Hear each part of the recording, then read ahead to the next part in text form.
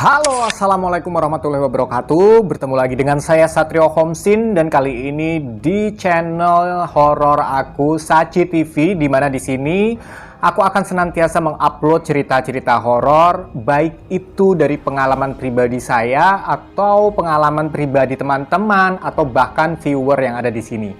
Dan buat kalian yang baru saja bergabung tetapi belum berlangganan, silahkan klik dulu tombol subscribe-nya dan juga tombol loncengnya agar supaya kalau aku mengupload video-video yang seru-seru lagi, kamu, keluarga kamu, dan teman-teman kamu tahu duluan. Oke, sebelumnya saya perkenalkan diri dulu, nama saya Satrio Homsin, buat kalian yang baru saja bergabung ya. Dan saya akan langsung memulai ceritanya. Cerita kali ini datang dari Skaring Tias. Dia adalah viewer juga di channel ini. Dia adalah viewer setia aku. Dan dia menceritakan di kolom komentar. Kemudian saya bawa ke DM Instagram aku untuk menceritakan lebih detail lagi ceritanya. Dimana ini terjadi di tahun 2003 saat Skaring Tias ini. Aku manggilnya Tias saja ya. Halo Tias. Saat Tias bekerja di Jakarta. Mungkin ini menjadi seorang asisten gitulah ya Tias ya. Aku juga kurang mengerti, kamu tidak menciptakan itu dan aku lupa mau nanya, kamu juga lupa gitu. Jadi kejadiannya sekali lagi tahun 2003 saat Tias ini bekerja di Jakarta dan di suatu hari ini akhir pekan, majikannya dan Tias dan seluruh keluarga dari majikannya itu memutuskan untuk berlibur dan mengisi akhir pekannya di kawasan Puncak, Jawa Barat ya. Perjalanan dimulai di siang hari dari Jakarta jam 12 siang, kemudian sampai di puncak itu sekitar jam 4 sore. Niat dari awal memang mereka sekeluarga tidak akan bermalam atau menginap di puncak, melainkan akan pulang pergi karena mungkin esokan harinya akan ada acara lagi di Jakarta. Jadi mereka memutuskan memang niat dari awal pulang pergi ya, nggak nginap di puncak, di villa atau di hotel ya. Dan sampailah di jam 8 malam, mereka merasa cukup untuk berlibur di puncak, untuk bersenang-senang sekeluarga.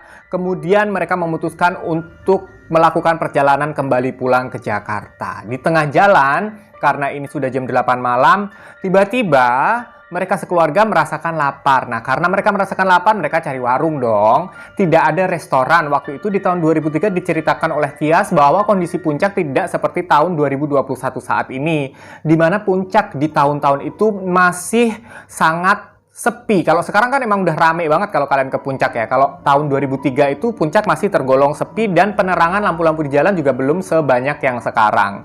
Bahkan mungkin tempat peristirahatan atau mungkin warung-warung, restoran juga belum seperti sekarang. Sehingga mereka sekeluarga menemukan sebuah warung di pinggir jalan. Mereka pun berhenti karena memang itu adalah satu-satunya warung yang mereka lihat sepanjang jalan, di mana mereka lagi nyari-nyari kanan kiri, mana nih nggak ada warung gitu tadinya kan. Mereka menemukan warung di pinggir jalan satu. Mereka belok, di situ adalah warung berjualan nasi ayam.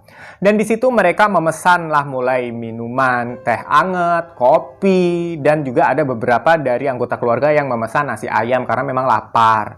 Kebetulan Tias sendiri tidak memesan nasi ayam sepertinya karena dia tidak menceritakannya ke saya begitu. Sebenarnya Tias juga sudah merasakan kejanggalan dari awal berbelok di warung tersebut dan juga ternyata keluarga yang lain merasakan hal yang janggal juga, tetapi sama-sama disimpan di dalam hati aja. Singkat cerita, mereka menyantap makanan dan minuman yang disiapkan oleh si pemilik warung. Yang aneh yang pertama adalah baju yang dipakai oleh pemilik warung dan beberapa pelayannya itu adalah kebaya, bersanggul, dan berkain batik. Seperti tidak berada di tahun 2003. Seperti kondisinya seperti di tahun awal 80-an atau akhir 70-an gitulah kalau Tias menceritakan ya Tias ya.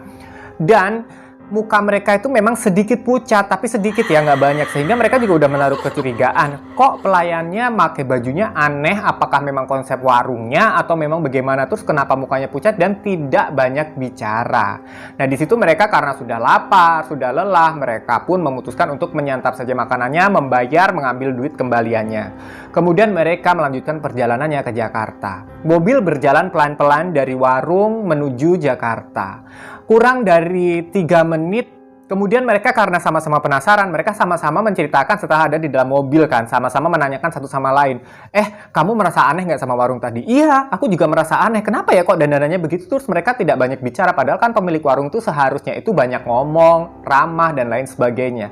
Pas mereka selesai membahas hal tersebut, mereka lalu langsung menoleh ke belakang ke arah warung, dan ternyata warungnya udah gone, hilang. Nggak ada itu warung, dan mereka langsung ketakutan dong satu sama lain.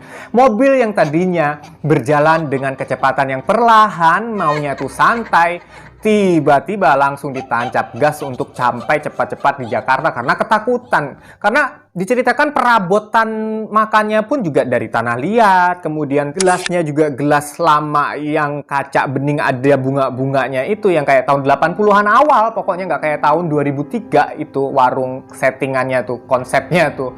Terus pas udah sampai di Jakarta, mereka pun merasakan mual dan sakit perut yang teramat sangat, tapi nggak sampai muntah ya.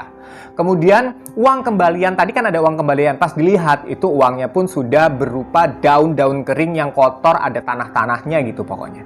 Dan di situ mereka barulah sadar bahwa warung yang mereka singgahi itu bukanlah warung biasa, melainkan warung goib. Dan setelah ditelusuri melalui keluarga dan kisah-kisah orang di sekitaran puncak itu, memang konon katanya zaman dahulu kala di tahun 75-an gitu, ada sebuah warung di situ yang pemiliknya dan pelayan-pelayan warungnya itu dirampok, dibegal dan dibunuh, dan sampai hari ini mayatnya tidak diketemu. Oke gengs, jadi itu tadi adalah cerita dari Tias. Karin Tias, thank you banget atas ceritanya. Semoga kalian suka dan jangan lupa klik tombol subscribe-nya juga tombol loncengnya agar supaya aku saat mengupload video-video yang seru-seru lagi, kamu, keluarga kamu, dan teman-teman kamu tahu duluan. Jangan lupa share ya dan juga ramaikan kolom komentar. Assalamualaikum.